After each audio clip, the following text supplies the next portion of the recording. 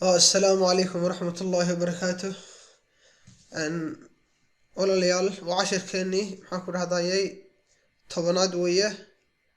Casharkan waxaan kaga hadli doonaa numbers ama nambaranta tirada Englishka 1 ilaa 12. So dear students, I say welcome. This is our 10th lesson, and today we're going to talk about, or in this lesson we're going to talk about numbers in English, the numbers from 1 to 12. So please be with me and join me. And marka ardayga sharafta badan waxaan ku dhigan doonaa tirada Englishka 1 ilaa 12.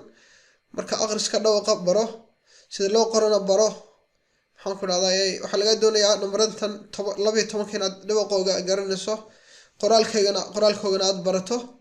So haddii lagu dhahdo kala nambarka inta lagu soo yiri 8 qor, waa inaad qori kartaa, waa inaad si fiican u akhri kartaa. marka saan hore u sheegay, cashiradan sida TV ahaan ha u daawanina. cashirada qora oo mar qora oo mar labaad qora, buug daftar cashiraanta ay kugu qoran yihiin. maxaan ku radaa date-kay wax walba aad ku qorto, maxaan ku radaa taariikhda iyo bisha wax walba aad ku qorto, oo maxaan ku radaa maalinla ah samayso.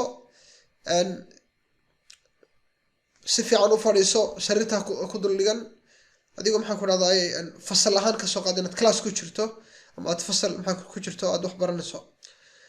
marka with that, let's get started with the lesson. So the lesson today is about numbers.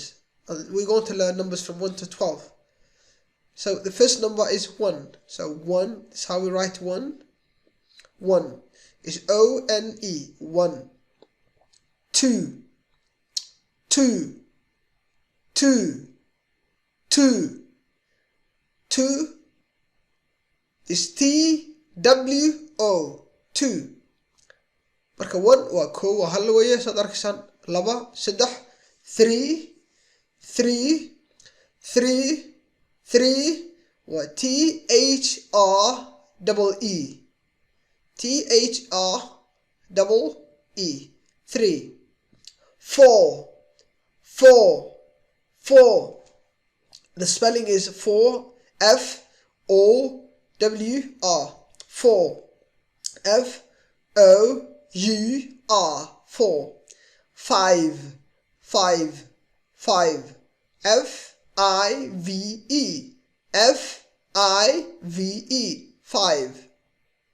Number 6, 6, S-I-X, S-I-X.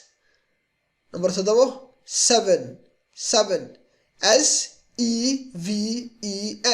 is V, V. That letter is V. We learned it before when we were learning about the letters in the alphabet, or the alphabet. This is V, 7, 7, 7, S-E-V-E-N, 7, S-E-V-E-N. Sided, 8, 8, 8, E-I-G-H-T, E-I-G-H-T, E-I-G-H-T, 8. The spelling E-I-G-H-T, E-I-G-H-T, 8. Number 9, 9, N-I-N-E, N-I-N-E, 9. Number 10, 10, 10, T-E-N, 10, T-E-N, 10. Number 11, 11, 11, E-L-E-V-E-N, E-L-E-V-E-N, 11. 12, number 12, 12, 12, T-W-E-L-V-E, 12, T-W-E-L-V-E. 1, 2, 3, 4, 5, 6, 7, 8, 9, 10, 11, 12. 1, 2, 3, 4, 5, 6, 7, 8, 9, 10, 11, 12. 1, 2, 3, 4, 5, 6, 7, 8, 9, 10, 11, 12.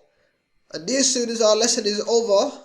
So one thing I will tell you is, you should be able to write all these numbers. For example, the words, should be able to write the words. For example, if I tell you to write 8, you should be able to write 8. If I tell you to write 11, you should be able to write 11. If I tell you to write 4, you should be able to write 4. And with that, I leave you with Assalamu alaikum wa rahmatullahi wa barakatuh.